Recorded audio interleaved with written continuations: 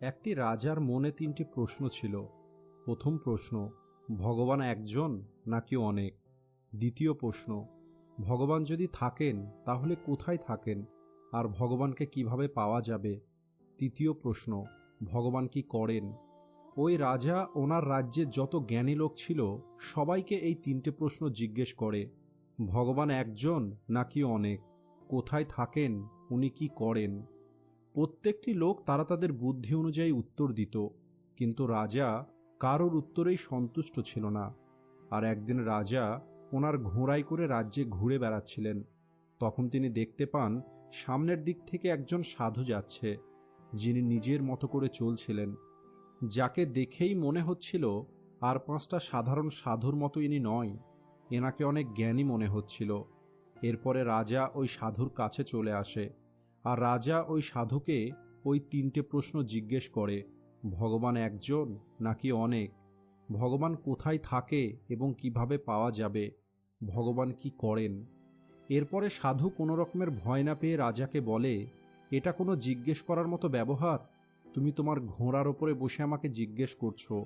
তোমার মধ্যে কোনো ভদ্রতা নেই? প্রথমে আমার থাকার জন্য একটা জায়গা দাও, আমি একটু বিশ্রাম করি, আমার খাবারের ব্যবস্থা করো, তারপরে আমাকে তোমার প্রশ্ন জিজ্ঞেস করো, আমি তোমাকে অবশ্যই উত্তর দেব। কিন্তু তুমি আমাকে যেভাবে জিজ্ঞেস করছো এইভাবে আমি উত্তর দিতে পারবো না। এরপরে রাজা বুঝতে পারে এই সাধু কোনো সাধারণ সাধু নয়। এরপর পাশেই রাজার একটি বাগান ছিল। রাজা ওই সাধুকে ওই বাগানে নিয়ে যায়। ওই বাগানের মধ্যে রাজার ছোট্ট একটি কুঠির ছিল, সেখানে সমস্ত রকমের ব্যবস্থা ছিল। সাধুকে ওই কুঠিরের মধ্যে থাকতে বলেন। এরপর সাধু বিশ্রাম করা শুরু করে।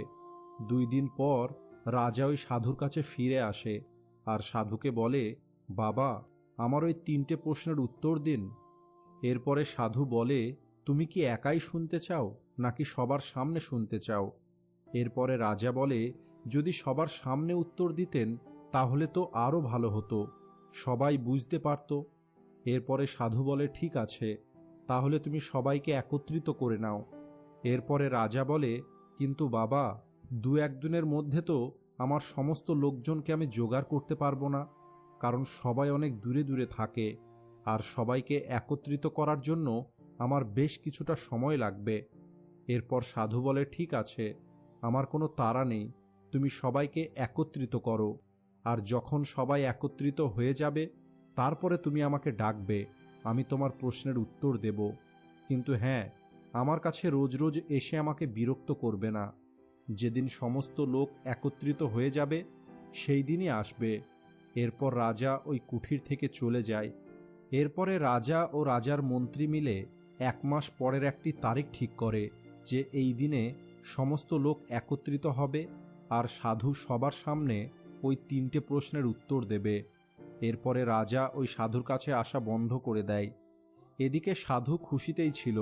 সে পূজা পাঠ করত, খাবার খেত এবং বিশ্রাম করত এবং চারিদিকে ঘুরে বেড়াত। দেখতে দেখতে 1 মাস পার হয়ে যায়, আর সেই দিনটা চলে আসে যেদিন সাধুকে ওই 3টে প্রশ্নের উত্তর দিতে হবে। রাজা ওনার রাজসভা থেকে লোকেদের পাঠায় যে তোমরা যাও আর সাধুকে এখানে নিয়ে এসো। রাজমহলে সবাই উপস্থিত ছিল।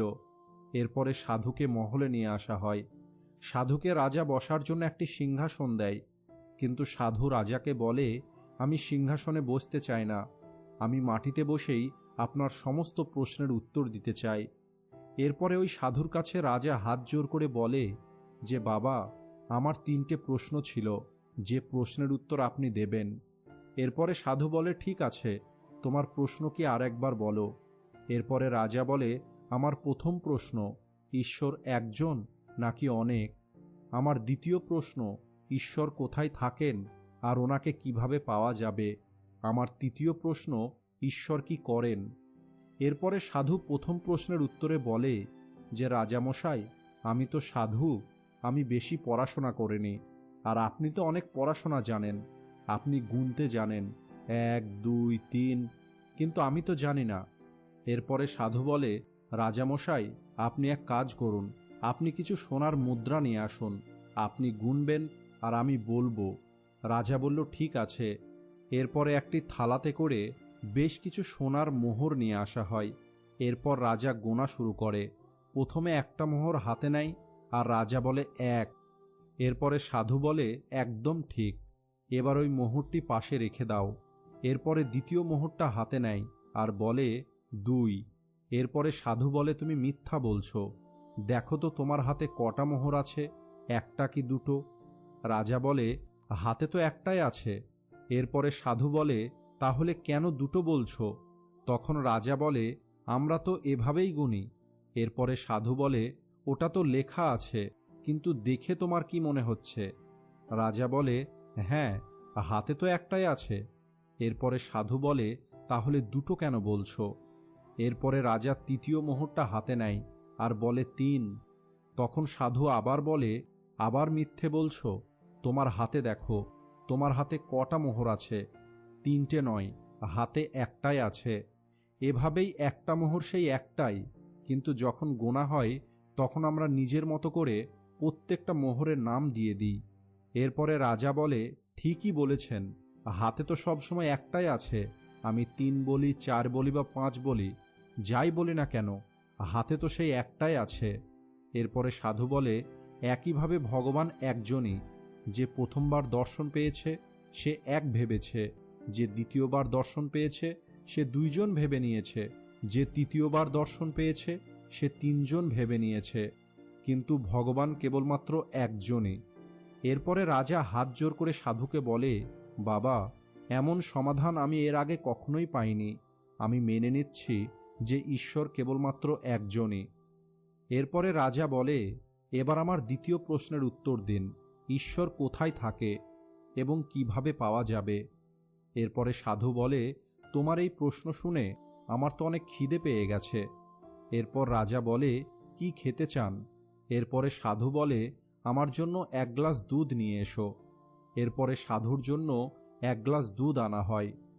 সাধু ওই দুধের মধ্যে একটি আঙুল দিয়ে দুধটাকে ঘোরাতে শুরু করে। এরপরে রাজা জিজ্ঞেস করে যে বাবা, এটা আপনি কি করছেন? এরপরে সাধু বলে আমি শুনেছিলাম এই দুধের মধ্যে নাকি ঘি আছে, আমি ভাবছিলাম ওই ঘিটা বার করে আমি খাবো। এরপরে রাজা বলে আপনি কি বোকার মতো কথা বলছেন? দুধের মধ্যে ঘি তো আছে, কিন্তু সেটাকে এইভাবে পাওয়া যায় না। এরপরে সাধু বলে তাহলে কিভাবে পাওয়া যাবে? এরপরে রাজা বলে প্রথমে দুধটাকে জমাতে হবে, দই তৈরি করতে হবে, তারপর সেটাকে ঘোরাতে হবে, সেখান থেকে মাখন বার করতে হবে, এরপরে মাখনটিকে আগুনে গরম করতে হবে, তারপরেই ঘি পাওয়া যাবে। যদিও ঘিটা দুধের মধ্যেই আছে, কিন্তু সেটা অত সহজে পাওয়া যায় না, তার একটা নিয়ম আছে, আর সেই নিয়মটা পালন করলেই তবেই ঘি পাওয়া যাবে। এটা শুনে সাধু দুধের গ্লাসটা রেখে দেয়। এরপরে রাজা বলে আপনি দুধ খাবেন না? তখন সাধু বলে আমি কেবল তোমার প্রশ্নের উত্তর দিচ্ছিলাম। তুমি বলছিলে না ভগবান কোথায় থাকে, ভগবানকে কিভাবে পাওয়া যায়?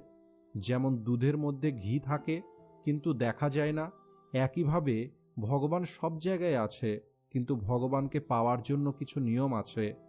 সেই নিয়ম পালন করলে তবেই ভগবানকে পাওয়া যাবে। এরপর রাজা হাত জোর করে সাধুর সামনে বসে পড়ে আর বলে সত্যিই আপনার উত্তর অনেক সুন্দর ছিল, এমন উত্তর আমি এর আগে কখনোই পাইনি। এরপরে রাজা বলে আমার শেষ আর একটা প্রশ্ন আছে, ভগবান কি করেন? এরপরে সাধু বলে তুমি প্রশ্ন জিজ্ঞেস করছো আর আমি উত্তর দিচ্ছি, তাহলে তুমি এখন বলো তুমি আমার গুরু নাকি আমি তোমার গুরু? এরপরে রাজা বলে আপনিই তো আমার গুরু। এরপরে সাধু বলে তাহলে এটা কি রকমের ব্যবহার? তুমি সিংহাসনের ওপরে বসে আছো আর আমি মাটিতে বসে আছি। এরপরে রাজা বলে তাহলে আমাকে কি করতে হবে? এরপরে সাধু বলে তুমি সিংহাসন থেকে নেমে এসো, আমি ওই সিংহাসনে বসব। এরপর সাধু সিংহাসনে গিয়ে বসে পড়ে আর রাজা নিচে এসে বসে।